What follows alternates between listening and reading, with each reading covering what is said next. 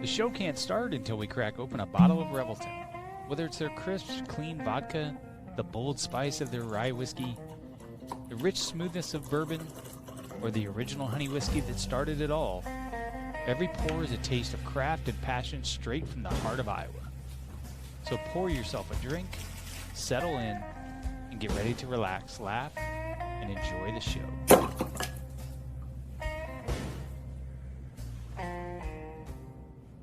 Hey, it's Andrew Downs. I'm proud to support Three Beards Media, and I would love to work with you. If you need merchandise for your company, organization, band, softball team, whatever, I can help. From name brand apparel to promotional items, large orders or small, online stores, and more, I can help your brand stand out. AKC Marketing is local, based in Johnston, and we are an employee-owned business, so our costs are low and our turnaround times are fast. But most importantly, we give you personal service to make sure you get exactly what you're looking for. Email me at andrew@akcmarketing.com or find me on social media, and let's make some cool stuff together. Now sit back and enjoy this Three Beards Media podcast. If you want to know where the storm rolls next, you got to read the clouds over old Midwest. Every yard, every basket, every mat that's worn. You learn to see the future by tracking the storm. We're tracking the storm, watching it form. From Jack Trice's courage to the heroes yet born. Hilton lights shining like lightning in the night. Jack Trice's way, glowing in the stadium lights. From the sweat in the barn to the roar in the stands. Every Cyclone story's written in the land. Yeah, the path gets clearer with each legend swarm. We're keeping eyes on tomorrow by tracking the storm. Dwayne Crutchfield, pounding turf like rain. Big 8 Saturdays, driving through the pain. 2 years, rushing past 1,000 on the ground. Made the whole conference feel that thunder sound. Then Troy Davis hit the hole like a flash. Back to back, 2,000 turn records into ash. Heisman nights, but win or lose that day. The cyclone in his chest never blew away. Seneca rolled out, crowd holding its breath. The run cut like lightning through Tex Red West. 112-yard touchdown, 100 yards more. Sometimes a single scramble rewrites the law. So if you want to know. Hey, another Sunday night. They're keeping us on, Kent. How about that, huh? Yeah. Right on, Keith. How you doing, buddy? I'm doing really good. Really good. Hope we get the technical difficulties taken care of with Ellis and stuff. But if we don't, we'll figure out another way to get through the show and talk about whatever we talk about, So it's good. Yeah, had a good weekend. So how about you? How was your weekend? Great weekend. It's feeling like spring, man. It's almost here, It's teasing us a little bit. I know you watch golf, right?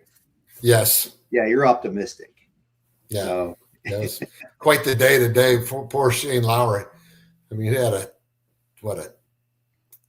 5-shot lead at one time with a few holes to play, and he double bogeys 2 of the last 3 holes and loses by 2. So yeah, I can do that.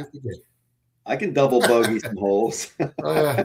I know that game very well. Yeah, that game very well. We're getting teased. We were 60s all week. When I got back I was in Canada 3 times this month in February. Toronto, Montreal, and then last week in Vancouver, which Vancouver's phenomenal. What a great place. I don't know if you've ever been or not. It's one of the most beautiful cities I've ever been to. But yeah. I'm glad to be done with my Canadian run. I got to talk to my sales reps about putting me in Canada in February and not in Arizona in February. There's a plan to that. That they're doing. I know. They failed operator error on that one. So we've had it's about March Madness. We as we try to see if we can get Ellis on here, get our guest on here through some technical difficulty. A lot of basketball. It's starting to feel like that time. And yesterday it was a tough one. Texas Tech just played lights out.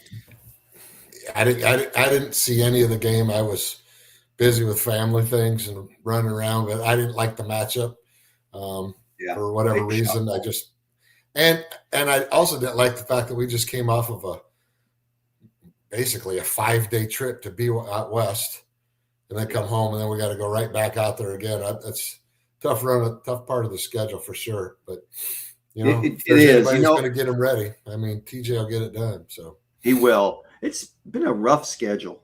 It's been rough. They had that, like you said, 5-day road trip out west.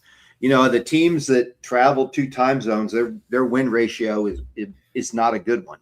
No. And we just had a 5-day swing there with a 5-day trip, and it's all ranked teams practically. I think it is all ranked teams.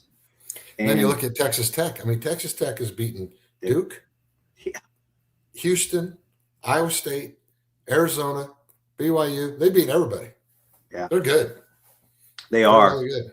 So. And how they're only ranked 16th, I think that's going to change. It probably has changed by the time that they've lost some really weird games too. I mean, like they didn't show up. I mean, but when you hit 88% from with less than 5 seconds to go on the shot clock, I mean, and 8 possessions.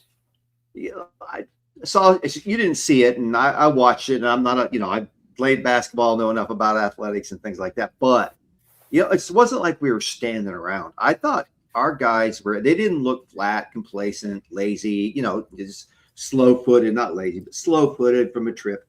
I mean, they were giving great effort, but every loose ball, it seemed like they came up with it.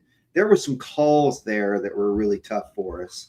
And it got, we had some opportunities with some calls, but we didn't get the call. We didn't get the bounce. Yeah. You make your breaks. I mean, it's just like when you see people going to the foul line and there's a disparity of free throws or whatever. And I'm not saying that was the case in our game, but when you're aggressive with the ball, aggressive to the hoop, you're going to shoot more free throws. If you're spotting up and shooting threes or long jumpers, you're not going to go to the free throw line. So I know the Hawkeye fans always complain about they always get outshot at the free throw line. Well, they're never really taking it to the hoops as much as they should be. My concern for us in the tournament, huh? I know they're rightly so. They have every right to complain. I mean, that's the way they go about their life, But go ahead, buddy. You're talking about the tournament. I am. My concern for the tournament is going to be, I know we'll be aggressive. I know we'll take it to the hoop. My fear is our free throw shooting is really scary. It is. When Taman's game is to take it to the hoop and he's shooting 65% or whatever it is, that's my fear. So we'll see. Yeah, and it's a legitimate fear. Anybody could get a little bit of a lead on us and be real aggressive.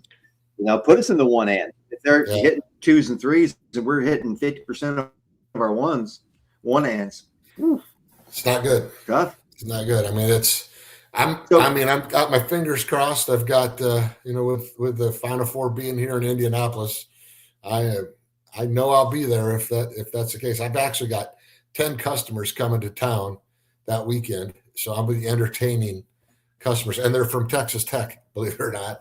That's where all 10 of them are from. But they're coming in, playing golf and going around and taking them to dinner at St. Elmo's and hanging out. So I'll be busy regardless, but should be a good weekend around here. But I look forward to the tournament. I'll be traveling throughout, but it is what it is. So we play again tomorrow, correct? Monday night at Arizona. Yeah. So what do you think? I mean, not typically, but oftentimes they had a big win. We had a tough loss, and that can play to our favor. We've got it seems like every time we've come off a tough loss, we come out and play extremely well. I do like the way we're always mentally prepared. When we went into Purdue, our guys were mentally prepared, and every time we've done that, TJ, he knows how to trigger them a little bit, especially coming off a tough loss. It didn't look like we played horrible. Shots didn't fall. We didn't get the bounce. I kind of like it. I do. We have nothing to lose. Yeah, show up and play. I mean, it's not like we're not going to make the tournament. And what's the difference between a 2 or a 3 seed or a 4 seed for that matter? Right. I mean, I like how we play tournaments. I like how we're in that situation. I think we're really good at in-game adjustments, but I think we're also very tough to prepare for in only a day. I would love to see what our record is in between, like 2 days. If a team is played like on a Saturday and then plays us on a Monday, or played on a Wednesday and then they play us on a Saturday, I would love to see what that record is, because I think it's pretty difficult to prepare for the kind of defensive switches that we do, the type of it's I don't even know. It's almost who was the team back in the 80s that called the amoeba defense? Was that would that have been UNLV? I think it was. That they were just everywhere. I mean, they're trapped when they could trap, and they gave you the baseline knowing they were going to trap you on the baseline. I love the way we go about it. I hope we can get our free throws figured out, and then from there. So there's always a karmic thing that happens too with sports. I mean, so many years, and it's always fun. And I hope we do real well postseason, the Big 12 tournament, things like that. But so many years we've done really, really well, and then we came out flat round 1, round 2. And how many times energy to expend? It is. And how many times have you seen a team make a deep run in the NCAAs because they had a flat tournament in their conference tournament? I mean, that happens a lot. I think of the year that was it 2014 when we were. Yeah. What do we got? We're in business. Hey, there he is. We got it fixed. How about that? That's awesome. No, it was actually me, guys. I was delayed because I got a little one that refused to get into the bathtub. Yeah, it was still managing him. That is a definition. Look at that. There we go. Yeah, right. So Ellis, how are you? I'm doing good, man. How you doing, Kent? Doing very well. Thank you for joining us. We do appreciate it. When Chris reached out, I was anything for Iowa State, man. I know for whatever over the years, man, it feels with 20 plus years now. Anytime, it just the same feeling comes back again and again. Anytime I'm with someone from Iowa State, I'm doing something with Iowa State, or I'm reminiscing about Iowa State, more than willing to do anything. It's a unique place for sure. I mean, Kent and I are both from the state of Iowa. I'm from a town up in the Northeast called Parkersburg with Appleton-Parkersburg. And I think maybe Landon Schrage or Taylor? Oh yeah, Schrage, both of them. They're my cousins. Okay, cool. So that was a unique. And then Kent's from the southeast part of Iowa down in Bloomfield. So I think Ellis, I think I coached a teammate of yours from Iowa State. So I coached overseas, Bo Coleman. Yeah, Bo Coleman. He was a D lineman. So he was older. He was in Seneca's class. Yeah, he was. Yes. He was in Seneca's class. So Seneca, those guys. That's where I always tell people, outside of Ennis and selectively like Troy Davis, that like it was always like singularity, right? Of like a standout guy. But like Seneca, myself, like that's when like the first regime of like a group of like talent was coming through, and like then the wheels started turning, and then it just turned into a factory of like success over and over again. But yeah, that first era of like Bo Coleman, those guys coming off the West Coast, us coming from the South, guys coming from South Florida. That was like the first culmination of like the United States party. Yeah, right. So when we were in there in the early 80s, we had a little bit of an issue. We had a high contingent of players coming from New York. Okay. And we had a high contingent of players coming from Los Angeles. Really? And there was some animosity between the East Coast and the West Coast. That sounds and it kind of brewed up right there in the dorms a lot. We had some issues for sure. That sounds about right. Where the issues for us, I remember, and I don't even know if we're on air or not yet, but we are. I was in. Okay, cool. Yeah, that's about So I was. I remember after that 2-10 season, Coach Mack he brought us in and he asked us. He said, or me specifically, what is it going to take? And I said, honestly, man, we got to get nasty, man. We got to get like, and I use the word loosely, but we have to, bring in, a convict attitude. We're gonna have to deal with some things on campus or whatever, but we got to change the narrative of like the mentality around here, right? And so to your point, Keith, bringing in guys from the West Coast, bringing in guys from the South, there was this clash of culture of like who felt like they were better. And you would have some brawls in the locker room, guys hitting each other. I mean, I remember one guy, I won't say his name, but I mean, he put a guy to sleep in one punch. And it was just one of those things, right? And you guys have been in locker rooms to where, if you ever involved HR back there, nothing would ever get done, right? But it was one of those things to where there was a level of respect after that. But you talk about some violence that was going on or some animosity, but all that was always put to the side once it was game day. We're out here to win as a team, and let's move forward.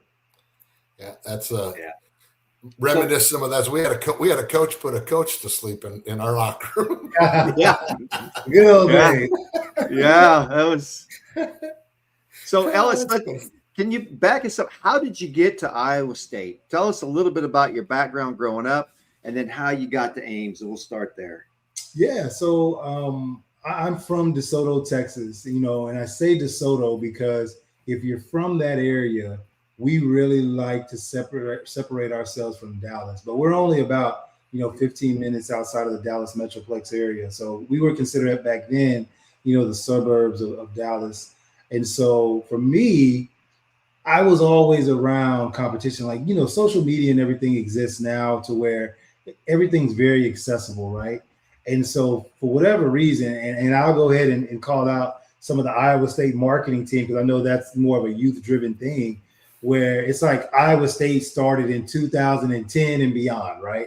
Like, and that's some of the things that I'm working on internally. I just literally was speaking with Coach Rogers yesterday about making sure that we stay bridged and connected, with the former year, the guys that didn't have all this accessibility, right? But I was, in that time, you had so much success in the South. And, sports in general, you see the 30 for 30s and you realize that stuff was there. Predominantly in the 80s was the U. In the 90s, Texas football, Oklahoma, things like that. But I grew up in this environment where it wasn't an unlikely thing to have 10,000 people at a high school game. That was a normal thing, right? Kind of similar to, like I said, the U, where high school football was more important than the Dallas Cowboys. Right. And so when you have that type of environment around you, week in, week out, day in, day out, you were very comfortable with competition, right? And for what people know about the positions, you talk about QB1 and stuff, that was a real thing. But in my heyday, the running back position was very coveted. Where you talk about the triple option, the option is, 30 carries, this and that. And so I came through this regime through Pop Warner, of like almost like a legacy tale of like, have you ever heard of this little kid named Ellis Hobbs? And I say little kid with emphasis because I was much smaller than everybody else. And so I was constantly being challenged, whether it was racing, strength, Oklahoma drill, head up, whatever it is, because nobody could truly believe that me as the person that I was, or the stature that I was playing running back and being as physical as I was, or just running the rocket like I used to, right? And so I say all that with the context of I was a running back way before I was a defensive back. That's all I knew growing up and getting into high school. And so throughout my high school career, I had all the success in Pop Warner, the Legend Tales, all that stuff. I was just it's going to be his turn. It's just a matter of when, right? And so going through my freshman year all the way through my junior year, I had some tumultuous situations where I broke my collarbone 3 times, my right, my left, and then my left again. And I was just undersized. For whatever reason, things were breaking, this and that, but I just continually just focused and just stayed at it. And I got this label of being a gym rat, obviously being smaller, just a tenacity, all those other things, all those synonyms that go with that. And so going into my junior year, the starting running back ends up getting hurt. Going into the playoffs. And so I finally get an opportunity. And that's where I always encourage people to where I don't really care about the 99 other tries that other people get. I'm just looking for the one. Yep. And the one opportunity is because I prepared myself in such a way to where when my opportunity comes, you're going to know that I exist and you're going to know that I'm there. And so that's really how I took on life. That's how I took on sports. I never really looked outside of myself for the answers. I wanted to do everything I could to prove my worth so that when I was given that opportunity, nobody could take anything away from me, meaning that I was assisted or if I didn't have this and whatever that is, right? And so going through, getting into my senior year, I was one of the top 3 running backs in the state. A guy by the name of Cedric Benson, a guy by the name of Ty. I can't remember his first name, but his last name was Thompson. He went to Irving. Cedric went to Midlothian, I believe, or Midland Lee. And that was it. So there was a couple other guys in the fold, but, through the state of Texas, I never got over 20 carries in a game, but I always averaged right around 170, 180 yards. And so Coach Mack, I started getting some buzz. Coach Mack came to the house, and out of everybody that came to my house, which was a lot of them, Syracuse's, your Notre Dame's, your A&M's and things, everybody wanted to recruit me as a DB.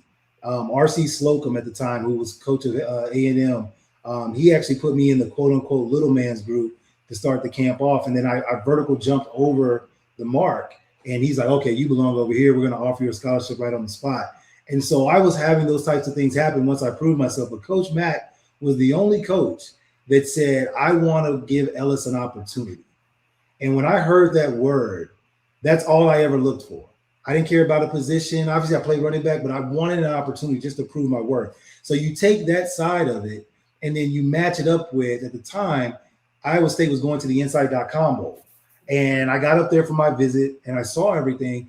And besides Ennis, who was from Dallas Carter, who was our rival school at the time, maybe about 20 minutes or so away from us, I had never seen collectively a group of people that I knew nobody's name that was playing at that level of football and really had this selfless attitude, but looked and represented what I was about. Hard-working guys, right? Lane Danielson was a younger guy at that time. I saw him catching the football out there. Jack Whitfer, all these guys we kind of know as household names within the Iowa community. Like, I was like enamored by that.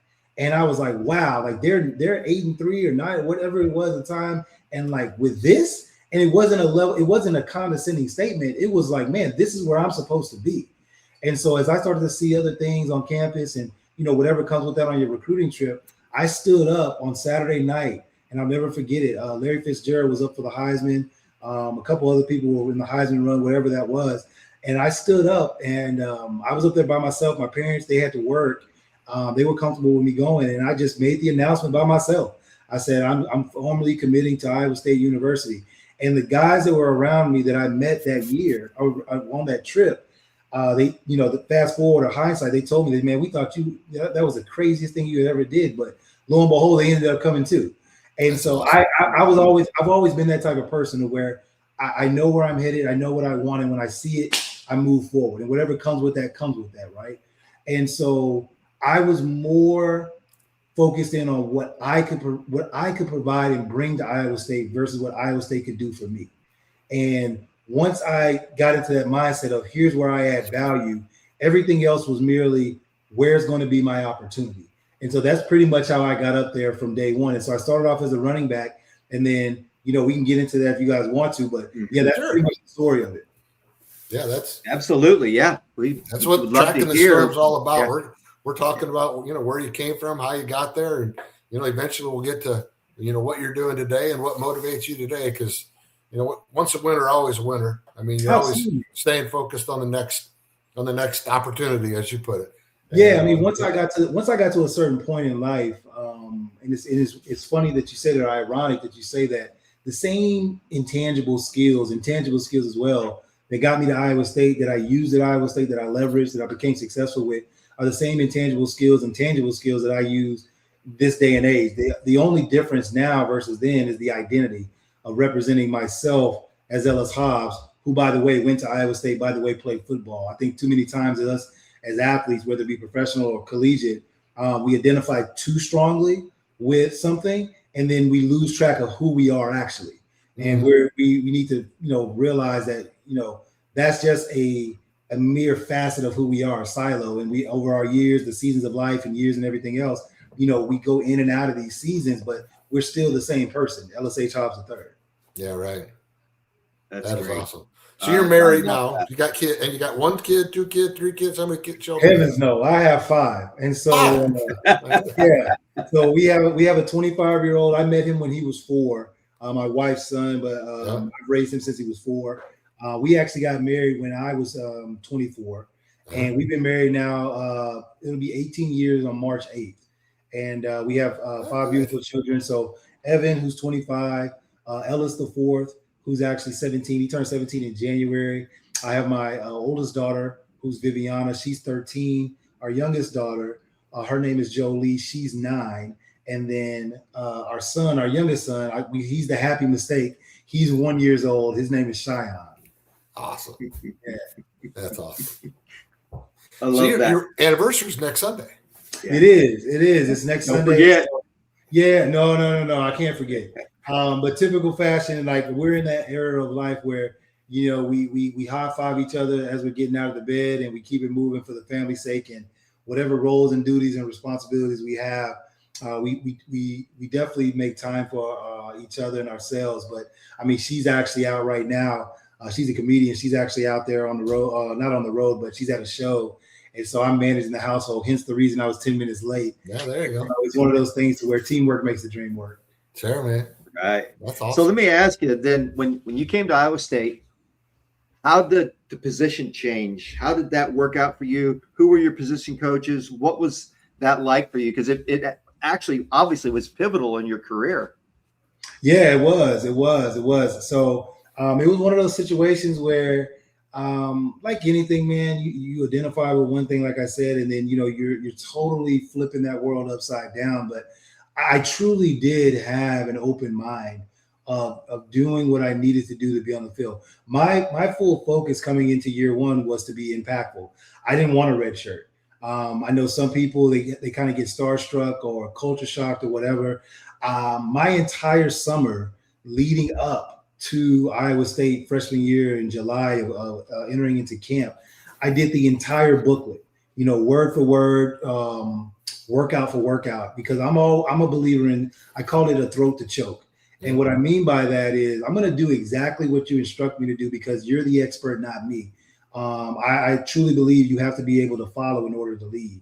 And so coming off of that Iowa State season that they had, being successful, seeing all those guys, who am I to come in and say that I shouldn't be doing these types of workouts? Who am I to come in and say, I'm not going to do that, right? These people have given me an opportunity to get an education for the next 4 years plus on a free dime. And my parents have sacrificed so much. So far be it from me to go up there and ruin that. Literally, I'm thinking that. And so, you know, you can say there's a lot of pressure on you. You should never put that on you. Or, hey, nothing wrong with a gap year, man. Screw all that. No, this is the moment. Again, I was mature enough to understand that, and I attacked it as such. And so the entire summer, I'm doing everything. And Matt McGettian, God bless his soul, I love him to death. One of the single-handed reasons why I became who I became, because for whatever I did leading up to Iowa State, he evolved me into a different animal. And I remember being so exhausted from one of his workouts, and he just kind of laughing with that deep voice.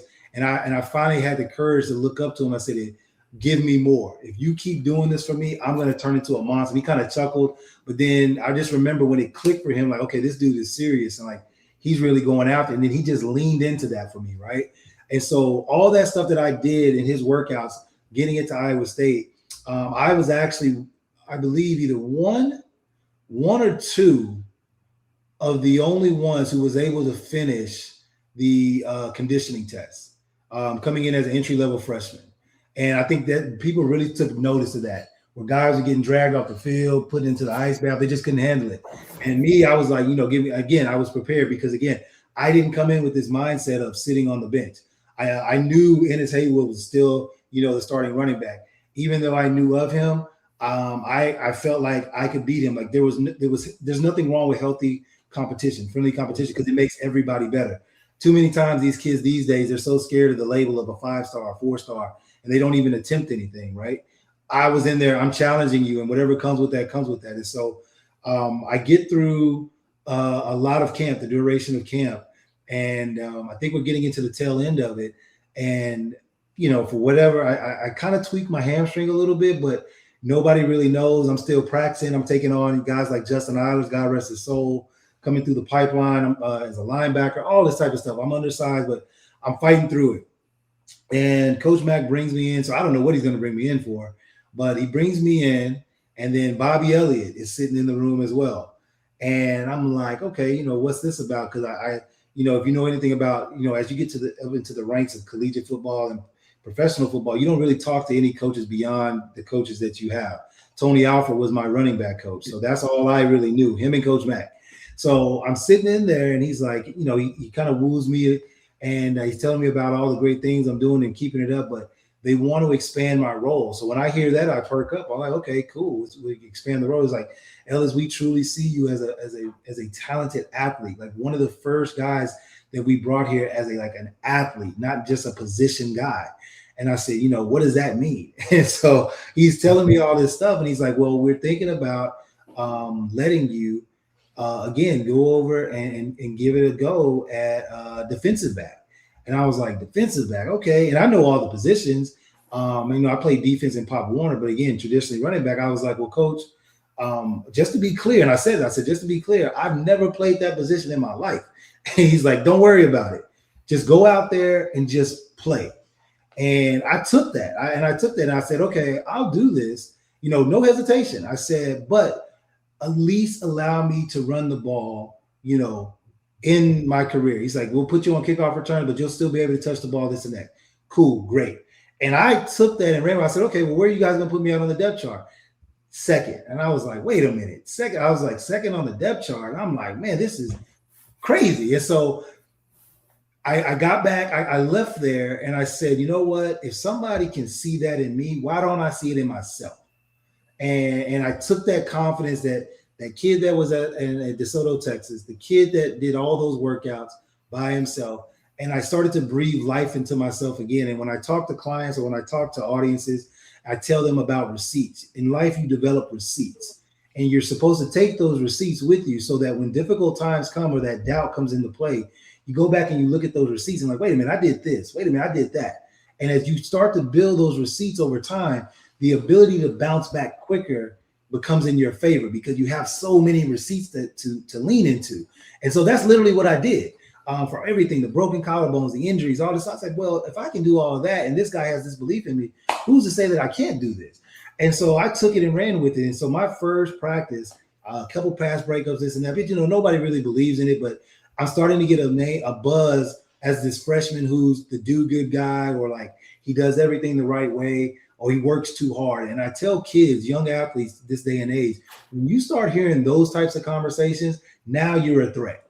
Now you're becoming an opposable figure for everybody else because those people are insecurely telling you that, hey, he can take my position, or he's somebody that we see as a viable asset. Fun story. I've never said this before in public, but I think we're extended away from this now far enough. Mike Banks, tight end. Mm-hmm. I thought this dude hated me, and I think he hated every underclassman. And like he was just one of those tough-nosed guys, one of Mac's first kind of guys that ascended with him, winning and being successful, and just a hard-nosed guy, man. And like when I was on offense and running back at the time, wouldn't say a word to me. Again, just kind of treat me like a freshman, whatever. So fast forward after both of our careers are over with, I come back to visit for Visha and spring ball one time, and he brings me to the side. And he tells me, he said, Ellis, when they moved you from running back, I was so disappointed because I truly believed you were going to be the next great, next best running back, and I wanted you to compete alongside with Ennis and all those other guys, because I felt like as a freshman, the mentality that you had and what you were doing already, that you could have did a lot for us. And when he said that, I mean, you talk about a level of affirmation that I did things the right way and I did it the way that I was supposed to do. And I just really took that and ran with it. But, getting into the defensive back role with Bobby Elliott, unfortunately, he ended up passing away from cancer. Chris Ash takes over, but I get into that first game against Northern Iowa and they finally put me in, I think somewhere in the middle of the third quarter, a little bit further beyond that. And I ended up getting the interception, my first game for one of the first plays out there. And that's what really kind of set the tone for me. Obviously, like anything else, you kind of get those rookie highs and then the sophomore lows. Coming back, I was struggling. The sophomore year, just kind of finding my way because now I'm overthinking things. And then junior year, we had the 2-10, but a guy by the name of Damani Cross, he was our linebackers coach at the time. Between him and Chris Ash, but really Damani Cross, he just showed me how to study tape. and how to analyze film and show me the essence of like the technicals of football, especially on the defensive side. Him being the all-leading tackler at Missouri when he was playing. I mean, I just really leaned into those types of guys that were just willing to help. And I think the reason why those types of people like your Coach Max, like the Bobby Elliott's, the Chris Ash of the world, the Damani Crosses of the world, Sladany, our defensive coordinator who brought me to the side, man, love him to death as well. The reason why they really continually pushed me and did certain things for me, because I envision it kind of like somebody that's sitting in a stalled out car in the middle of the highway or the road, right? We've all seen a person, they're just sitting there with the wheel, and they're just kind of looking back and forth, and life is just zooming by, cars are zooming by. But then all of a sudden, that one person who gets out of their car and they open that door, they're looking in that hood of the engine, or they're pushing that car and they're trying to do whatever, and they're giving all their effort. And it does something to you as an audience where you see somebody that needs help, you get out and you help them as well. And then lo and behold, somebody else helps. And, you somehow get to your destination. That was me. I was never that person that wanted to stand by and just watch my life. I wanted to be as proactive as I could be. I wanted to listen. I wanted to take instruction, and I wanted to actually apply it. And by doing those things again and again at Iowa State, thank God, innately that was in me. I got to that destination of, that glory road. That's awesome. Wow. Well, we need to have like some animation type things or something whenever our guests drop a nugget. We need to hit like a nugget or have like a gold nugget go across it. Because right now there were a lot of nuggets there. Yeah, right. There were a lot of nuggets there. I don't know if you happened to see last week's show. We had Clarence Hudson on. Uh-oh. Yeah, you hit your camera. Uh-oh. There you go. You're back. I don't know if you saw the show last week with Coach Hudson. No, I didn't get a chance to. So Coach Hudson was a running back coach at Iowa State when we were both there. Okay. And he had talk about life lessons and things that he learned and the stuff that he went through. And he had nugget after nugget after nugget. And we might have to change our show name to listen for the nugget or something, because this is some great stuff, Ellis. That's the great thing about this, man, where people, and again, for whatever people think college is or collegiate sports is, I leave that to the main audience, right? But when you talk about getting into the worlds of sports and the brotherhood, like no disrespect to anybody who's ever, pledged for fraternities or anything like that, I always felt like football was a brotherhood and a fraternity within itself. And, you're talking about kids who are 17, 18, 19 years old coming into worlds. Like I said, I had never been to the Midwest. And it happened at a time where 9/11 happened my freshman year, and we couldn't even go home. And so we had to spend the duration all the way from June when I first arrived up until January after the first bowl game of finally going home. So you talk about, what are we doing for those holiday times? I mean, it wasn't like you could just pick up the phone and call your mom. You had to call collect. I had a cell phone, but it had like 5 minutes, and then it cost like $100 for a minute, whatever it was. I mean, it was ridiculous, right? But, we had guys on the team who lived in the area, who brought us in and saw things. So I was able to see life as I was becoming an athlete, as I was becoming a better athlete, a collegiate athlete, and I started to see the world different. And so along the way, you talk about those nuggets, some of the stereotypes, some of the things that I had in my mind, being from the South, being, amongst, Texas living, Black, white, Mexicans, things of that nature, I started to realize like people are people, and like there's nice people, there's bad people, but there's a lot of good in the world. And it just expanded a lot of different things. And it helped me evolve into a person of, let me start to be aware of what's going on around me and be a better person. Now, it's not to say that I wasn't, having a great time at Iowa State, because it was a great time, whether partying and all this other stuff. But I had enough sense about me to step back from the painting and at least look at what's going on, so I could bring something along the way and like we're doing now, be able to reflect. I want to stay in that little realm of, that you talked about the cell phone and talked about you're able to do, go out and have a good time or do whatever. When we were in the 80s, I mean, it was a free for all. I mean, nobody knew anything was going on. We were just Back then, the police officers would give us a ride home. Yeah, right. Yeah. Right? We saw a little bit of that. They were good for us.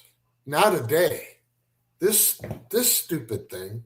I don't know how you could be a college athlete today with all of the cameras that are out there. I mean, they have to be totally private where they're at. I don't know how I get some of the advantages. Like I said, so the one thing I say about the devices or like technology within itself, it gives a perspective of I don't necessarily have to go there to understand there, right? To where, people can learn so much just from that device. But the debilitating thing about it is it really desensitizes you from the moment, right? Where if I was to, and I'm just using an example, I go to Italy or I go to Spain or whatever it is. I've heard stories with kids where they go over there and it's like, to where because they've been on social media, they've seen it, nothing excites them, nothing wows them, right?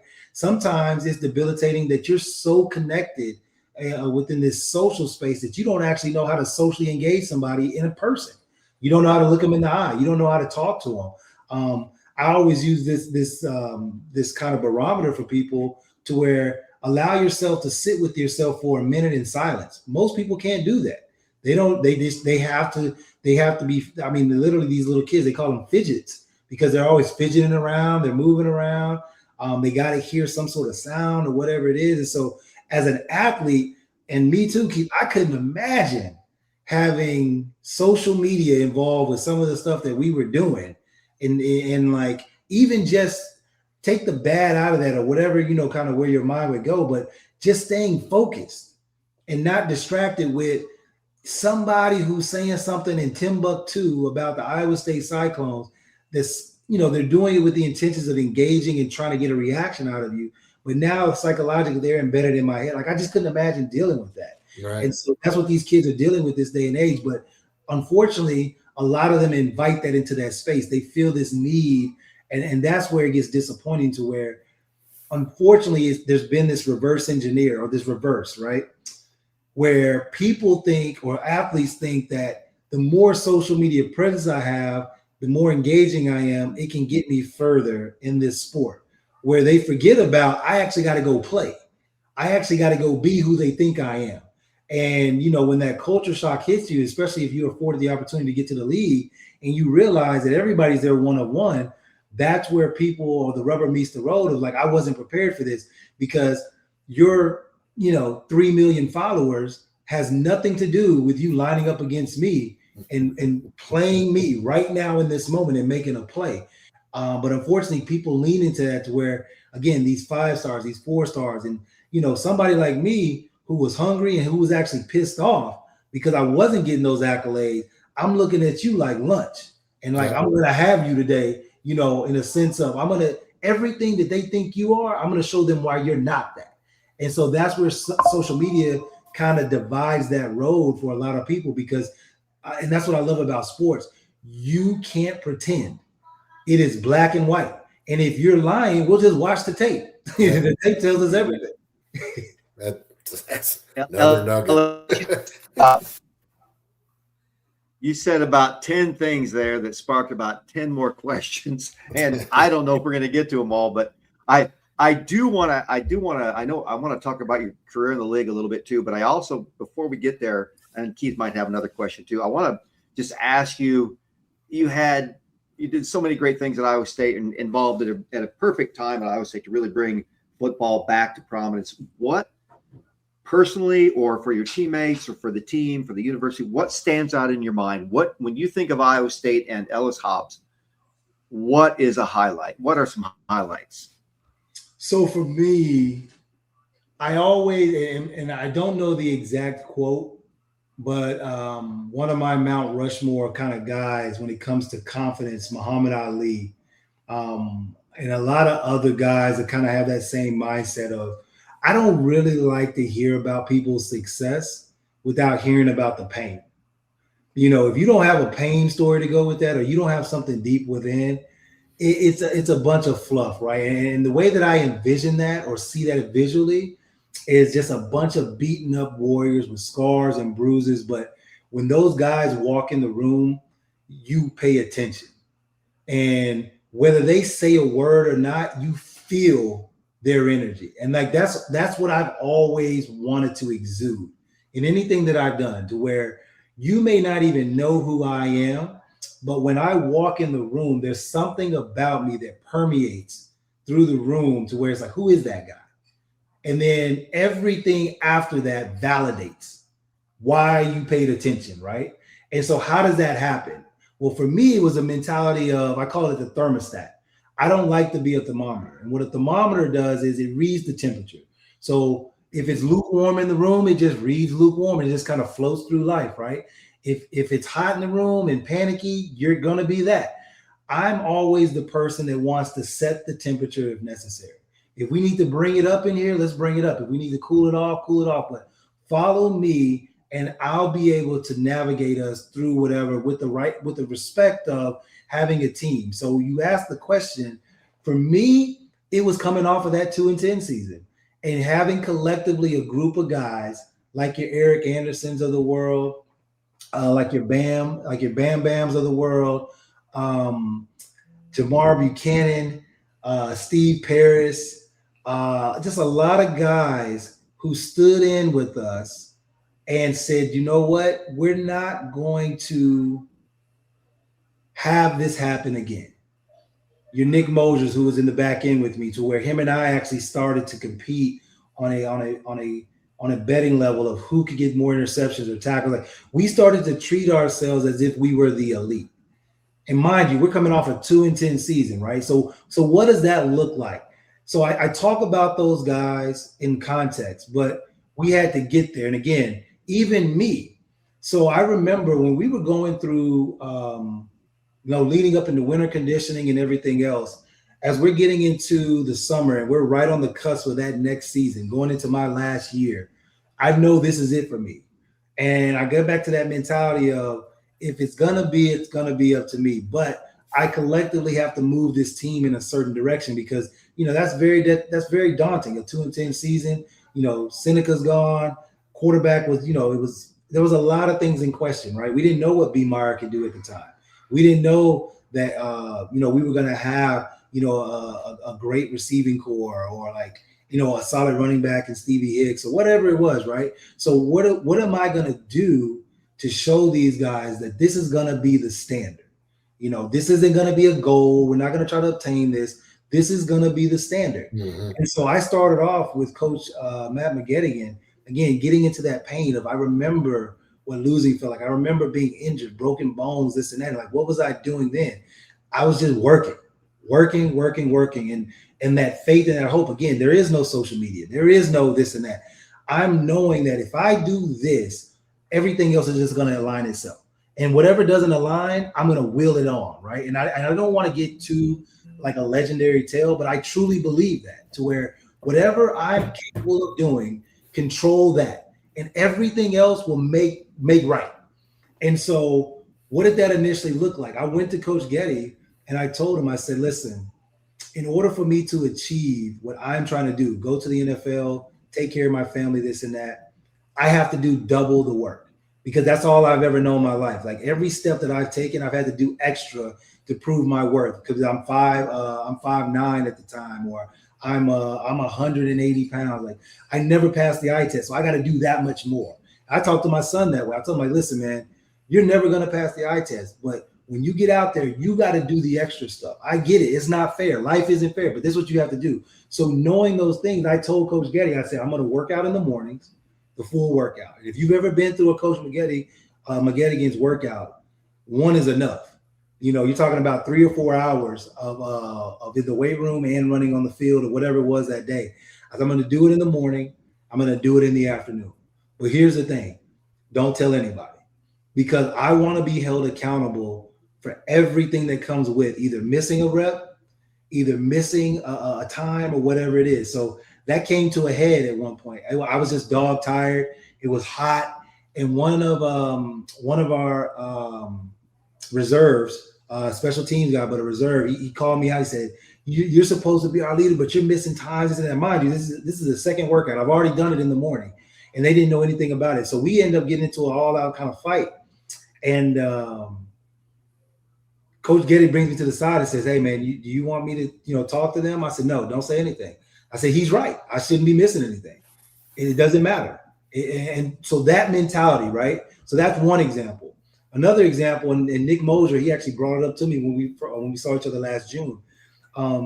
We had a workout sheet, and he was writing down on it. He was skipping reps. And I knew it because the timing. I mean, we're around each other so much. Like, I knew he was going faster than what he was supposed to be. I told Getty, and so you call me a snitch or whatever, but I said, "Listen, man," I said, "if I can't count on you now, I can't count on you in the game." And he brought that up to me 20 plus years later and talked about how impactful that was. And I remember challenging a lineman who refused to do the workout. I got right in his face. He was so big, I was in his stomach. And I said, "Listen, you're going to knock me out before I move, but you're going to do this work because we're doing this extra stuff because of you." And because I didn't move, he did it. And so it was example after example of these things to where I never knew what was coming next.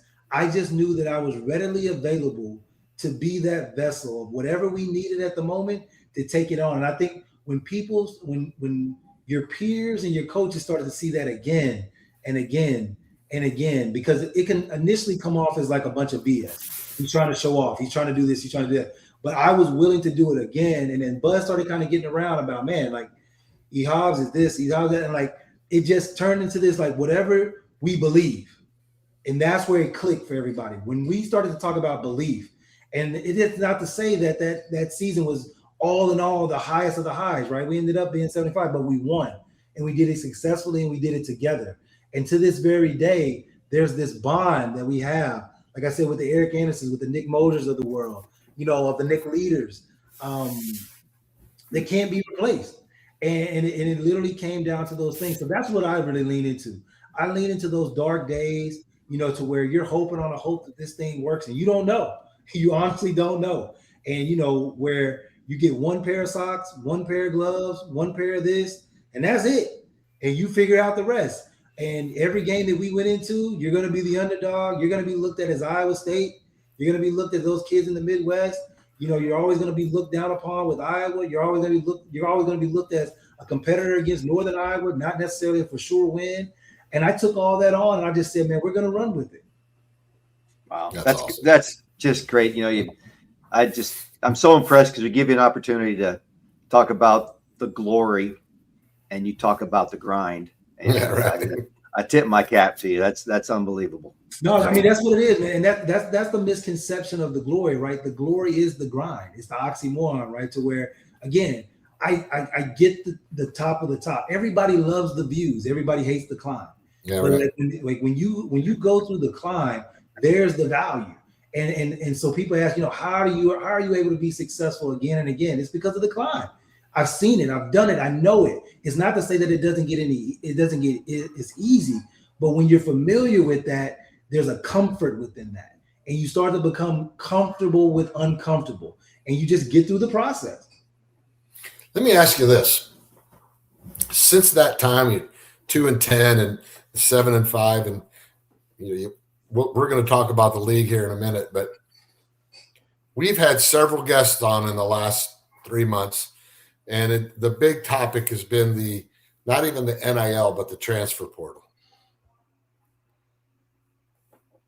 We went through some shit, Kent and I did, through our time at Iowa State. Coaching change wasn't necessarily a real good one, but it bonded us. Those teams from 82, 83, 84, 85, 86, we're bonded in a different way than maybe some of the Matt Campbell teams or some of the McCarney teams, just because of the continuity of the coaching. Adversity. Yeah. And today, I just see that portal being, they're not going to have that brotherhood. What are these kids going to be when they pick up their junior and senior year and they go somewhere else? They're going to, what's your thoughts on that? I mean, I don't see it. But I mean, to answer that question directly, question mark. You know, what are you going to be? Because again, for the 30 minutes of plus that we've been talking, I've talked about how Iowa State developed me as a man. Right. How it developed me, how it developed my character, right? And so how does that happen? Well, you have to actually withstand. You have to be there within it. And so, you know, don't get me wrong. I'm not saying that like this is the end all be all to being a man or to, you know, character. I mean, people can take that a lot of different ways, right? Sure. But if you understand in the context of what I'm saying, to where I looked at it to where similar to like a Cortez, burn the boats. There is no plan B. And when you're in that state of mind of this has to work, this is gonna work, there is a different type of action that takes place within you and around you, to where certain things were not going to distract me enough to deviate me from that. What I believe NIL does, it gives you that out. It gives you the excuse to move in a different direction predicated upon something that's gonna happen anyways if you just do what you're supposed to do. Now, there are caveats to that, to where injuries, you know, the notion, or not even the notion, the reality of, you know, it is a huge money-making sport within the collegiate area space. But you can do all that within the context of being with the team that you are. I mean, it is crazy to turn on the TV and to hear a guy 8 years in college. It is crazy.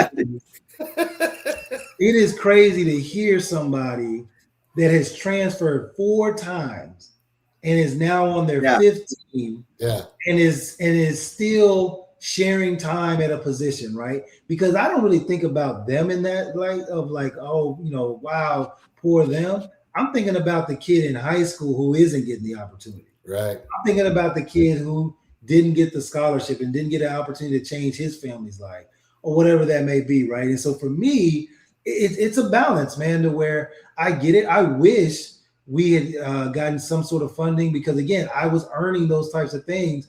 But I just know me personally, and again, my mentality and things, and I get it, because there was a little bit of pocket change with my Pell Grant or something like that, but I never felt the need to leave. Right. Like, and keep in mind, think about all the things that I said that were against me in the beginning. They're changing my position. I'm hurt. You know, it wasn't for sure that I was going to be successful at defensive back. You know, I'm in Iowa State, I'm in the Midwest, 9/11 happens. We have the 2 and 10, like all these things, right? But I'm still here. I'm still willing to do it. And even if football didn't work out, going through the fire of those types of things are very transferable into life itself, to where I can lean into those things. I can do certain things. But if all I know is the concept of lily padding, literally through life, guess what you're gonna do when turmoil or controversy hits you at a later age? And you're not. And the crazy thing about it, Keith, you're not gonna even know where that's coming from. You're just so conditioned to move. You're so conditioned to just do this and that you're gonna. It would be a very daunting thing for me. And again, for really all of us, because we're not from that world, right? Yeah. Right. The NIL in itself, man, I mean, they're going to have to put some sort of parameters around it, of course. I'm actually hearing that it's going to turn into a thing of like conglomerates are actually going to start to buy the divisions of the athletic departments or the athletic divisions so that they can start to manage that as like employees. Yeah. And so it comes down to, you know, be careful what you wish for, because when you start to get bigger players in the room, and now you like a public traded company or something like that, a lot of other things go out the door. But, you know, for the stories that I've heard, for what we've seen over time, I mean, it is the wild, wild west right now. And, you know, get in where you fit in, I guess. But that outside of the money piece, that style of life, it doesn't fit me. It doesn't fit my demeanor. It doesn't fit my persona, who I am.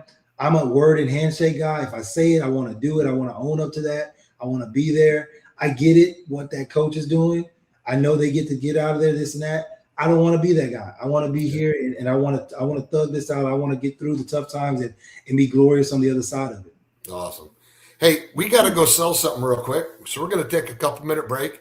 Get yourself a glass of water or whatever you need to have to get yourself revved up for the next whatever we have after this. But I'm looking forward to with what comes next, because this first half was awesome. So awesome, man. Yeah, I'll go get a drink of water. I'll be right back. Super. All right, brother. In the heart of Des Moines, one name has stood above the rest: Iowa Beef Steakhouse. Step inside, and you enter a place where tradition still matters, where the atmosphere feels familiar, warm, and unmistakably Iowa. Service isn't rushed. It's personal, attentive, and rooted in genuine care. And before the main event, the freshest start in the city, our signature salad bar, crafted every single day. Then comes the reason people have returned for generations: Iowa beef, hand-seasoned with pride. Guided by flame, forged by heat. This is where flavor becomes legend. Served with the same care it was crafted with, a meal meant to be remembered. And whether the night calls for bold, smooth, or something in between, our bar offers a selection as rich as our history, including the old-fashioned we've become known for: balanced, timeless, unforgettable. And long after the fire cools, the glow of this place stays with you. Iowa Beef Steakhouse, 1201 East Euclid Avenue, Des Moines, Iowa, where Iowa comes for steak, done right. Let's be honest, pizza is something almost every family enjoys. You're already grabbing one at the store, so why not choose the best tasting pizza that also supports a cause we all care about? That was the challenge behind We Will Pizza. Create the ultimate frozen pizza for Cyclone fans. Big flavor, bold toppings, and options for everyone, including gluten-free choices that don't sacrifice taste. And if you haven't tried it yet, the real MVP? The breakfast pizza. Perfect for early kickoffs, tailgates, or watch parties when Hilton Magic or Jack Trice Energy is calling. Every bite helps benefit Iowa State student athletes, so your game day spread does more than just taste amazing. It gives back. We Will Pizza. Made for Cyclone fans, built for tailgates, and ready whenever you are. We will, you will, Cyclones will. Well, hello, Ellis Hobbs. Shit, man, that was awesome. I was ready to put it back on. You know, jersey behind me back there, but shit, man, that was awesome. I tell you what, Ellis, thinking about what you said about the transfer portal. And going back to the prior question, it was perfect. Here you are staying in the grind and embracing the grind and having that mold you. And that's having that mold the football team, leading by example. And now, as you talk about the lily pad, what a contrast. And I just early in this interview and just wow, Iowa State needs you around. We really do. I mean, just being around the university, having you all, just in any way, it's amazing to talk to you. It's been very impressive. No, I appreciate it, man. I had a very heartfelt conversation with Coach Rogers yesterday, and I was telling him how, one of the mistakes that I made, and it was, rightly so, because I was transitioning myself with the league and everything I had going on, and being hurt. There was a lot of things that were happening in my life when Campbell was coming into fold, but I wanted to make sure that, our newest coach knew that, hey, man, I want to come in and be able to add value, because that's one thing that's very different about I understand my worth and I understand where I am in life, and to be 42 years old now and been able to do some of the things that I've done and be successful outside of sports. There's so much opportunity to give that back to others. And it's one of those things where you look at Iowa State as a program. What is the linchpin of that really drives, a great university for decades, for generations? It's the core foundation of the alumni. And when guys can continually come back and pour back into those younger guys, to where somebody who's young and says, you know what, I may not see everything within me in him, but there's something there, he gave me that, or man, that's what I'm going through right now, or man, that makes a lot of sense. Or you know what, if he did it, I can do it. And those things, I'll just say it didn't really exist back then because there wasn't a lot of success. I mean, Coach McCartney was starting to build that, but it was in spurts, right? We were all there. Like you had these like little glitches or flashes in the pan, but nothing that was really sustainable to where now you look at Iowa State, we have this expectation to be a solid football team and be competitive, right? To where we want to be in the top 25. We're thinking we're going to be in the top 25.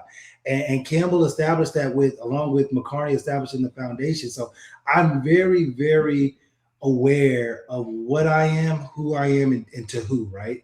And now I want to be able to, again, go back and pour into that. Now, obviously there's business, there's things of that, but I want to do it with the people that I'm most familiar with.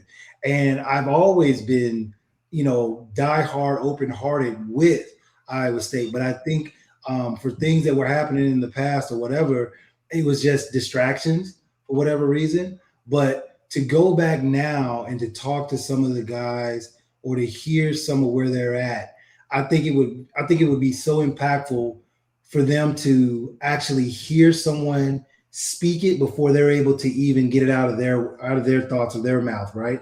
Because that's what like locks it in. It's like, okay, I don't have it's again, game recognizes game, peers recognize peers, right? And it's like there's this undercurrent of understanding with athletes, collegiate athletes, to where it's like, listen, man, I might not know everything you're going through, but we're all going down a familiar road, right? The doubts, the family issues, the worth, the grind in itself. And so those intangible things that you need that I can speak upon, I think will be a great value add, to any young man that's coming through the program.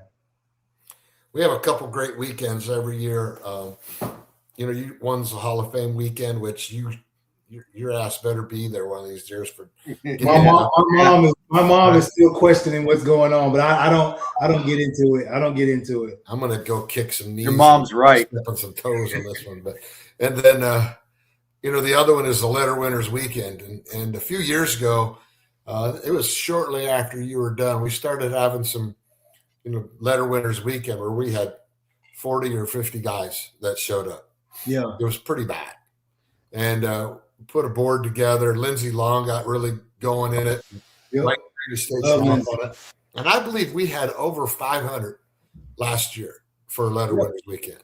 Yep. You need to get back. I don't know if you've been back to any of those yet or not, but I'd love to have you come back there and introduce you around to some of the guys that we played with, and then obviously I'd like to meet more of the guys that you played with. Man, so to your point, I had never been to a Letter Winner, but again, it was literally circumstance after circumstance. And I said, you know what? I'm not doing this anymore. I said, this place means too much to me to continually give it the back seat. And so last year, the golf tournament, June, was my first opportunity. And man, you talk about, I cried like a baby in front of so many people with certain things. I mean, just throughout the day, I was exhausted from crying happy tears because of the reminiscing and the feeling that I felt of being around it. And, most people will try to assimilate that with, oh, you're Ellis Hobbs and, everybody. It had nothing to do with that. It literally had everything to do with this connection. Yeah. Being a young man in an unknown world and the things that we were able to do together, and then seeing some of the older people, whether it be a teacher or a coach, and them talking to me about certain things and, reminiscent. And man, it was just so great. And I told my wife, I said, I will never go another year without doing something involved with Iowa State at least once a year, for the simple fact of that is too empowered. That part of my life was too impactful for everything that I am now. Yep. Reason why my family exists the way that it does, the reason that I move the way that I do, Iowa State plays such a heavy role in that. Is that shame on me for not staying connected with that. So yeah, I started last year with that, and I'm not going back. So I'm going to try to stack moving forward with the Letters Winners, the Iowa State game, the alum, whatever it is. I'm trying to calendar it in and making sure my wife holds me accountable to it. Sure. Yeah, I was there for the golf outing. That was a great event. I'm going to put 2 teams in it this year. Love it. It's a great. I didn't golf at all. No. Well, you can ride my cart with me. We'll have fun. Yeah, I literally had a cup in my hand the entire time, just crying and laughing. Yeah, that's awesome. That is awesome. All right, Kent, you want to transition into the next phase? Let's get to, we're watching. Go ahead, Keith. I'll let you go ahead there. Being an all Big 12 player, getting ready to move on, getting drafted by the New England Patriots. And I'm a Bills fan. And I know you were born in Niagara Falls, if I'm not mistaken. I was, yep. So you are a Bills fan too, whether you like it or not. No, I have pictures at the stadium. Talk about that transition. I kind of know where you're going to go with it, but just let's talk a little bit about that transition from Big 12 football to the NFL. So contrary to belief this day and age, the Big 12 was right alongside the SEC, back then. Yeah. Where the powerhouse, it was the SEC and the Big 12. And I would, in some conversation, the Big 12 was actually better, yep. To where, you had the dominant run games, you had the bigger guys, a lot of it coming from the pipeline of the state of Texas, run heavy offenses, the Nebraskas of the world, the Scott Frost, all that type of stuff. And so as a DB, you had to be or have like this, I would say like this marketing engine behind you to really stand out, in the world, where Oklahoma had that locked down. Other schools, Texas had that locked down. And so it was one of those things like, okay, Ellis, here we are again being doubted. Here we are again, likely going to be overshadowed. What do you have to do? And so I just got back to what I know, those receipts. I got back to, hey, we've done this before. We're going to do it again. And so at the time I had an agent and before that, again, going into the senior season, all I'm concerned about is making plays, make plays. And the phrase that I use is jump off the screen. And what I mean by jump off the screen is that coaches watch film all the time. It gets very redundant, right? But every now and then, there's that eye-opening moment. Oh, man, who was that? What was that? Let me rewind that. And so I just kept telling myself, I got to have more of those than not. And so whether it was taking on, a gallery for Iowa on a pulling run, taking him head on and destroying that block, which was a jump out play for me. Coming down, making a special teams tackle, coming right back the very next series on that special teams tackle on a punt and getting an interception against Kansas State, jump out plays, right? And so doing that again and again and again in my senior season, that's how I became first team all Big 12, because I was doing it with the optics of this is Iowa State. He's doing all of this against these teams. Yeah, because again, these guys that we're playing, and that was part of my plan anyways, in the beginning, to where everybody that came from the state of Texas, the Oklahoma States, the Texas Techs, the A&Ms, I played all these kids in Pop Warner. I beat all these kids in Pop Warner. I was better than them. But again, I didn't pass the eye test. So it's like I'm getting overlooked, or it's looking as if they're better than me. So I can go to Iowa State and play everybody that I'm familiar with and not be fearful at all, because I know and that I'm better than you. And so I was doing that again and again and again. And so when that happened, it put me in a position to get, again, an opportunity. And that's all I wanted. I just wanted an opportunity to go to the league. And here's the game. Here was the defining moment for me. For everyone who saw me at Iowa State do what I did, it was even some of those. And again, I won't get into names because that's not really important.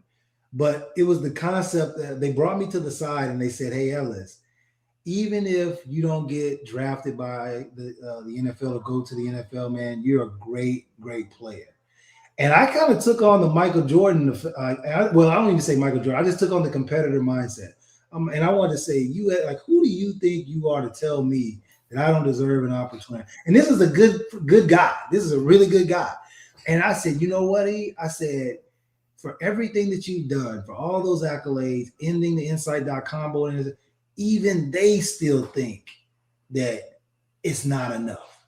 So what are you gonna do? And I literally just sat there for a moment and I said, keep going, just keep going, keep proving it. And what I started to understand and what finally clicked with me in that defining moment is you're going to have to prove yourself all the time. And I got comfortable with that. And so going into the draft, Nick Caserio for the New England Patriots at the time, he's the general manager of the Houston Texans, but he was a scout back then. So again, to put this in context for the audience or whoever's paying attention, Iowa State wasn't a breeding ground for like draft picks. Right. Seneca Wallace really put that on the map then as a quarterback, but as a DB, that was like unheard of. Like that as a defensive player, you know, you had the name slips me. Our DN went to Jacksonville. Hayward, is it Reggie Hayward? Reggie Hayward. I keep saying Hayward. Reggie, you had him, but again, it was sparingly, right? And so for me to get the buzz that I did with some up and coming guys that they potentially want to look at, like your Todd Blythe, who were coming up as younger guys and things like that, it was really a spectacle to get that many people out to watch, so much so that some of the previous seniors were coming back and using my pro day to get a look. And you know, so it was a great moment. That was a milestone in itself, right? And so as I'm going through this, some of the coaches selectively wanted to do independent workouts, and Nick Caserio was one of them. So I go through everything, and again, I didn't leave. I was one of the guys. Again, I did it the old school way. Coach Matt McGettigan got me to this point, I truly believe, to where I'm on all 4 special teams. I'm playing every single defensive snap. I'm not hurt. I'm at maximum effort. I'm doing everything I can. Like, that's a development thing. So it's like, okay, if you got me to this point, why the hell am I going to go to Arizona? Why am I going to go to Atlanta to get with somebody that doesn't know me, doesn't know what I'm about? I'm a cog in the system. I'm going to stick with you. And so him and I put a plan together, and he developed. And I tried to pay him. He said, no money. I don't want it. And that's what I loved about the guy. And I said, because he was just in it. He was in it to really see me be successful. And again, it goes back to that guy that stalled out on the highway. He saw me willing to get out of that car and just push it as far as I can. And he was willing to push it with me. And so I asked Nick after the workout, I said, what do you think? Because I like, tell me, give me feedback, throat to choke, right? Like, give me instruction, feedback. I never feared criticism because I had so much of it. Like, I was the best salesman for myself. If you're like, I in my mind, I think that's why I was so good at sales in a former life. In my mind, I already figured you're going to tell me no 3 times. So let's just get them out the way. Like, you're going to tell me I'm too this, I'm too that, I'm too this. All right, great. How about now? And so with Nick, it was one of those things to where he said, you know, we're looking at you, you know, this and that. And so who was in the draft at the time? Your Pac-Man Joneses, your Carlos Rogers. It was a very, very DB heavy type of draft, which worked in my favor. I saw the positive within that, but I also understood that I could potentially get, you know, looked over. But if I go as a free agent, cool. But I was looked at as potentially a late 2nd round, 3rd round guy. And again, to put it in context, day 1 was still there for me. You know, I know everybody wants to go on Thursday night draft round 1, but we were back then day 1. So I'm going through the draft. I drive home. By the way, I get a car. I actually sell myself to the Cadillac dealership, Wilson's Cadillac. That was a local area in the area. Nobody else wanted to take a chance on me. I said, listen, man, I'm going somewhere and I'm going to be successful and I'm going to get an opportunity to lead. Do you want to sponsor me? He actually gave me a Cadillac. And that was my first car, man. I love that family to death. And so I drove it down. I gave it to my mom. And I said, you know, here we are. And so we're going through the draft. And, you know, round 1 goes by. Cool, no worries. I don't really get out of pocket with anything. I got the cell phone there. And round 2 comes. I kind of perk up and see what's going on. So, you know, you get through some of the minutia and everything. And then all of a sudden the phone rings. And so it kind of seems like surreal. And it's a New York number. And so the general manager for the Jets is on the other line, and I'm talking to him. And he says, Ellis, you know, we're gonna take you. And I'm like, oh man, this is great. 2nd round. You know, it went better than I expected. And so I'm on the phone with the GM of the Jets. And as they're making the announcement on the TV, it ain't my name. And I'm like, what in the world? And so somebody else's name comes by, a guy from Clemson. He specializes in returning, you know, this and that. And I was going to be drafted, or I was being looked at as a 3rd down guy. nickelback special teamer as well. So I was like, okay, cool. So he's like, Ellis, hold on for a second. He gets off the phone. He comes back. He says, all right, man, well, we didn't pick you, but, just stay by the phone. I'm like, yeah, no shit. Like, you didn't pick me. Like, so I get off the phone and I'm kind of like, all right, man. And like, I'm a very positive guy. Like, it takes a lot for me to get pessimistic. So it's a dent in the armor, a dent in the ego, but I'm moving forward. They call me again. The Jets do. Say the same exact thing. Second round, we have to take you on the phone, and they take a kicker. And I'm just like, wait a minute. Not only do you do this to me once, but you take a kicker. And just to add, I guess injury to insult, you're kicking me in the nuts. Like, this is ridiculous. And so I hang up the phone, and now I'm deterred. I'm just like, man, this is a bunch of crap, and I just start to all of a sudden go back into this fight or flight mode of like, I'm just taking names, and the New York Jets is one of them. And I'm like, nope. I said, I'm not going to expose myself to this type of psychological damage. When it happens, it happens. But whoever takes me, they better be ready to get somebody who's ready to go through the fire. So lo and behold, the second round is over with. Early third round comes, and I get this call, and it's from a New England number 508, and I don't know who it is. And I answer it, but I answer it very, very reluctantly. And there's this quiet, kind of steady, boring voice on the phone. He's like, Ellis, this is such and such for the New England Patriots, and we're actually going to take you in the draft right now. I'm going to put you on the phone with Bill Belichick. I don't really believe anything. I don't believe it, because I'm just like, nope, not happening. But I'm going to be respectful, of course. And then, of course, he gets on the phone, most boringest voice ever, Ellis, the old Bill Belichick thing. And I'm like, man, this is Bill Belichick. Okay, cool, this and that. And mind you, I don't know nothing about the Patriots. They got the championship, Tom Brady, all this stuff, but I'm from Texas, Iowa State. Like, I'm in my box. I'm in my world. I don't think the New England Patriots are serious about me, even though I talked to Nick Caserio, all this other stuff. And it goes from there. And so I knew it was legit when they put the owner on the phone. When Kraft got on the phone and he talked to me, and he said, all right, Ellis, I'm going to give you back to our coordinator, our logistics specialist. And they told me that, now, mind you, they tell me that they're going to fly me in. And they tell me they're going to fly me into Providence, Rhode Island.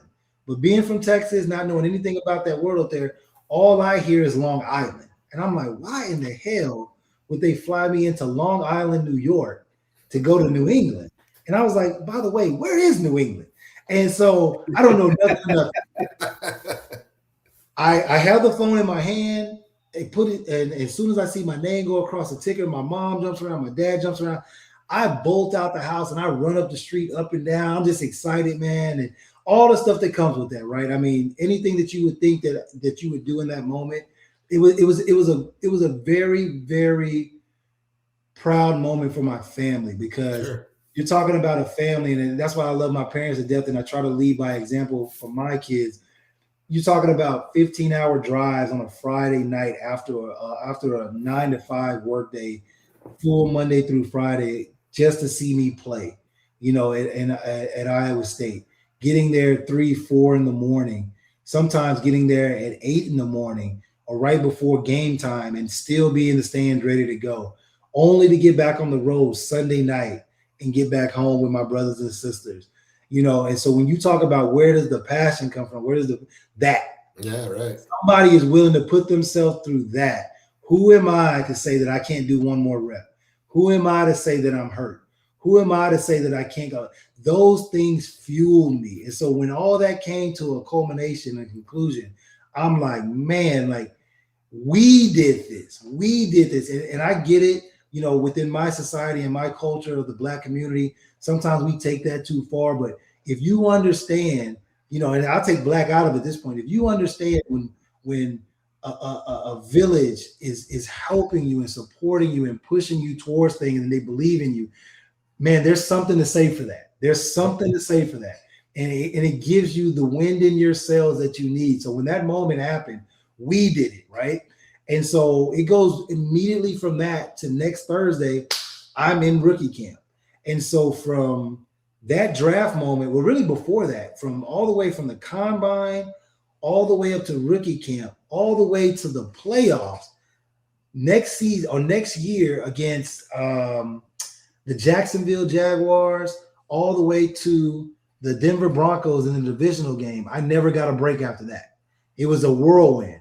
And it was a very, very, very culture shock lesson of championship football and what champions look like. Because once I got there, to be amongst the Teddy Bruschi's, to be amongst the Rodney Harrises, the Willie McGinnises of the world, the Tom Brady's of the world, and to see what that looked like, to where Iowa State, for me, the pinnacle was Matt Magedian of like excellence, pushing your body to seeing multiple guys doing this every single day and winning championships. They were on their third championship by the time I got there. And to see how that functioned from the inside out, you don't question it. Yeah, right. It's in line. So obviously I went through my bumps and bruises and did everything. But again, I went into it with this mentality of I am going to fight for everything. And one of my pivotal moments, again, a defining moment within my rookie season was within camp. Guy by the name of Troy Brown is running across the middle, and I had a chance to level him, and I did. And normally, if you know kind of the unwritten rules with rookies and older guys, you kind of choke the motor down. It, man, the hell with that. I'm trying to make the team, and we end up getting into an all-out brawl fight, this and that. And I come into the locker room, and some of the defensive guys say, "Young fella, that's how you do it. Keep at it. We see you." And that really catapulted me into the season. Going into week 8, finally getting an opportunity to go out and start because those starters weren't doing what they were supposed to do, and never looked back. Got my starting position. My first game against Miami, interception, fumble recovery, kickoff return, forced fumble, game-winning stop on 4th down. Rest is history. And it's all about opportunity. And when you get it, I don't care if you get 10 of them. I don't care if you get 1 of them. What are you doing with that one? And for me, it was always about the one. Once I get it, I ain't looking back. And that's what I did. Yeah, man, that's awesome. That's a lot of life. More nuggets. Hit another nugget. I mean, shit. I mean, this is good stuff. So you're there 4 or 5 years in New England? No, 5 years in the NFL. 4 in New England. 6 in the NFL. 4. 6 in the NFL. Yeah. It came to a head where, again, business is business. I was doing so much. Just to kind of put it in perspective, again, I was drafted as a 3rd down nickelback who was going to play all 4 special teams.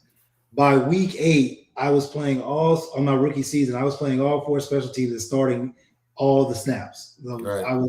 So all of my incentives and escalators were built into the back end. Escalators, for anybody that doesn't know, those are kind of like the goals and metrics that you have to hit in order to get paid. And so I ended up hitting a lot of those in my rookie season within my contract, where my contract was pretty much stale by the end of my 2nd year in the league. And so for what I did, leading the franchise, a couple franchise records, kickoff returns and stuff like that, I was just like, listen, man, I'm not trying to push the envelope too much. And I get how the New England Patriots work, but can I at least get paid as a starter? And I was doing so much. And it got to a head of my year 4 where, and I get it, where it was more viable to trade me for what I had done than that. But it was a situation of, at that time, in my feelings, never really dealing with that. Like I said, I never left a team before. So to get, kind of disengaged from one, it took something with me, like most athletes are, to where you're loyal. Maybe this day and age isn't the same. Maybe I needed that type of involvement of context this day and age to handle it back then. Get over to the Eagles, unfamiliar. I'm fighting my way through it, but just a lot of different things. I end up having, unfortunately, a genetic disability, spinal stenosis. I was born with it, and so it's a narrowing of the spinal canal. If this is a normal spinal canal, mine was like this, and my spinal cord was going through it. So I was battling some stingers and burners that were going through my neck as my career kept going on, to where in year 5 I ended up having a broken neck. I ended up severing or knocking out my C6, C7 disc that kind of took a lot of wind out of my sails as far as my strength. Came back the following year having neck surgery.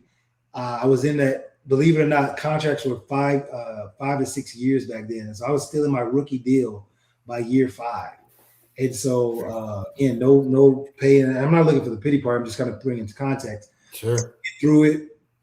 I signed the waivers knowing that what I was going through, and I ended up breaking my neck again, my C3, C4. Unfortunately, I ended up getting paralyzed off of that one. So I was paralyzed for about 20 minutes on the field.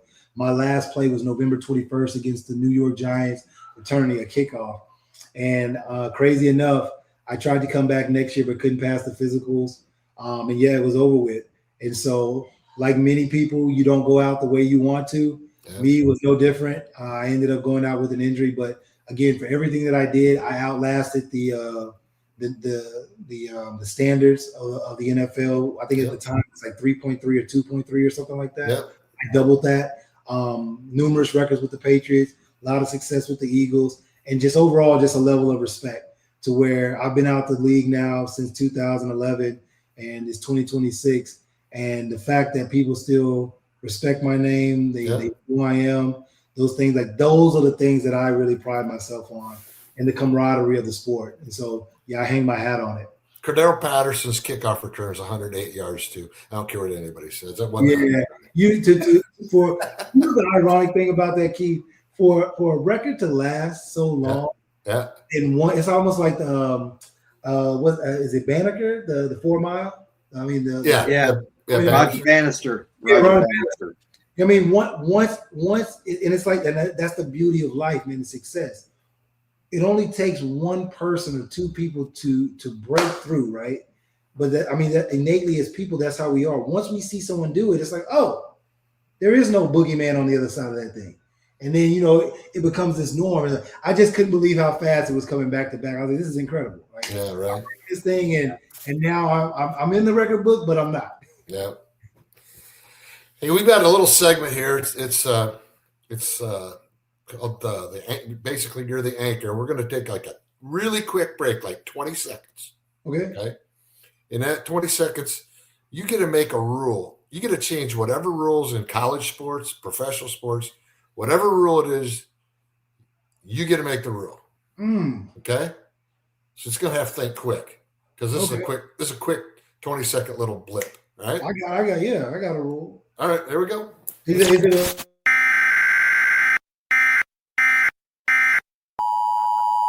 This is the Storm Anchor Amendment, where our guest steps behind the podium and makes one rule change to reshape college sports. No limits, no red tape, just their decree.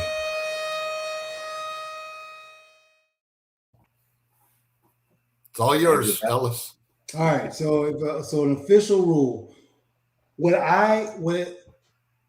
I guess I'll be partial to the defensive side, but what I cannot stand is the lack of physicality in the game. I get trying to protect players, which I'm 100%, for that, right? But as a person who was paid to separate ball from possession, it is very difficult to do your job.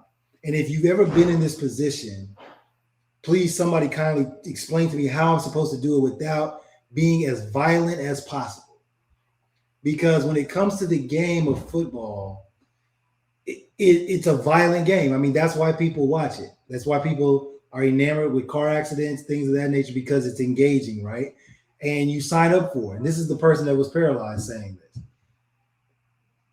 I just don't understand why there is such a need to always err on the side of throwing the flag versus letting the play out. Here's what I mean by that. You'll get referees, you'll literally see it in the game where a referee will throw the flag based on how the crowd reacts. Only to come back and look at the replay to say, oh, it really wasn't a flag. It really wasn't this and that, right? But because we've already put into the mindset of the referees to err on the side of caution, which really, again, that's a catch-22 or oxymoron. Like, how are you cautious in football? I get taking guys' knees out. I'm not advocating for that. I get, cheap shots, elbow, all that stuff. I'm talking about hard-nosed, smash-mouth football. So where am I going with that? Throwing off the timing of an offense to where you can't touch these guys enough down the field because points create fans. Fans want to see points. Fans want to see high scores. But we see time and time again This year, perfect example, defense wins championships. Yep. Hard-nosed defense wins championships. I get offense, it puts people in the stands, it's exciting. But the more and more that I watch professional football, the more and more I watch college football, I see a diluted version of it to where it's getting to the point where now, and for whoever plays it, that's okay. You do your thing. Flag football is the alternative. Yeah. Where we're getting to a point where they're introducing it to the Olympics, but these people are associating themselves as true professional football players, and it's like that ain't it. Yeah. There's a difference between somebody coming across the middle, willing to put their arms up or taking that risk, knowing they're going to get hit, versus I know that referee is going to protect me or do whatever, so I'm going to make this amazing catch and look at him as a great athlete. Well, yeah, you may be, a talented athlete, but you're not the most talented football player. So I would love to change the definitive rules of the physicality of the game. Excellent. Awesome. Excellent. Ellis, I tell you what, buddy. Yeah. This was awesome. This was fantastic. Love everything you've had to say. I do want you to talk about what you're doing right now. Yes, please. Give us a few minutes on what you're doing right now. We want to promote this through the different, our different ways that we can through different media with Three Beards Media and Twitter and other things. So what are you up to these days? Yeah, man. So, for me, it's one of those things to where I've been in the world of sales. I've been in the world of entrepreneurship, and I've gotten back into the world of entrepreneurship and really tried to ascend at that.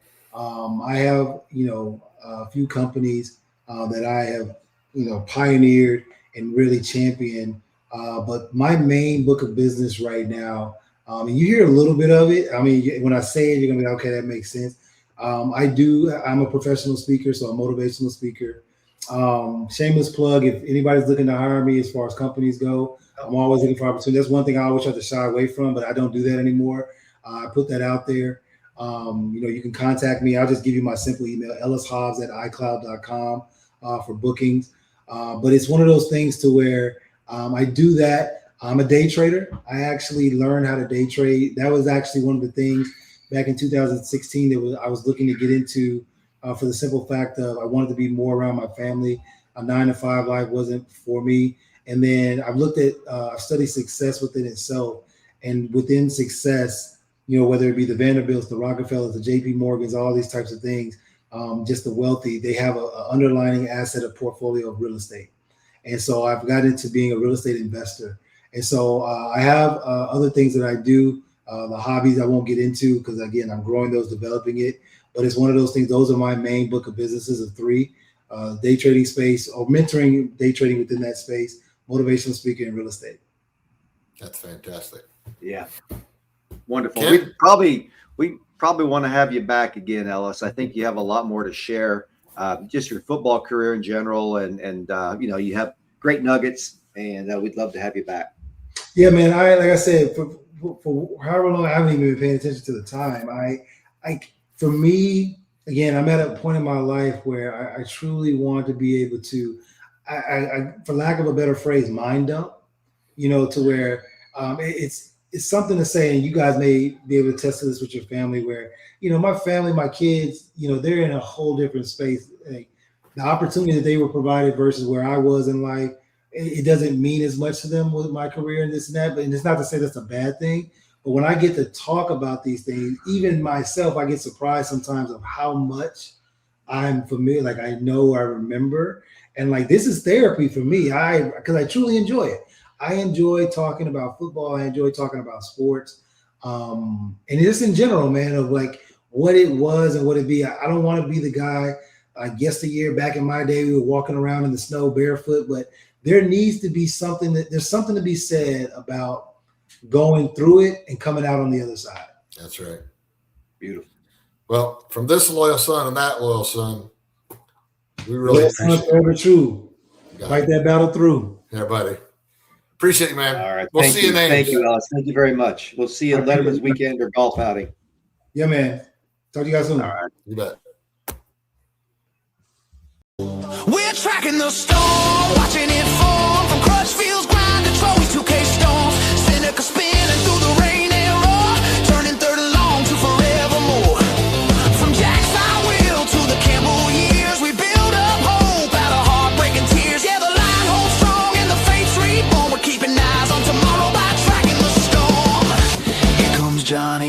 fist up in the air. Tonight's show theme and that Hilton stare. Took a quiet Coliseum, turned it into a spare. Where top 25 giants learn to fear this well.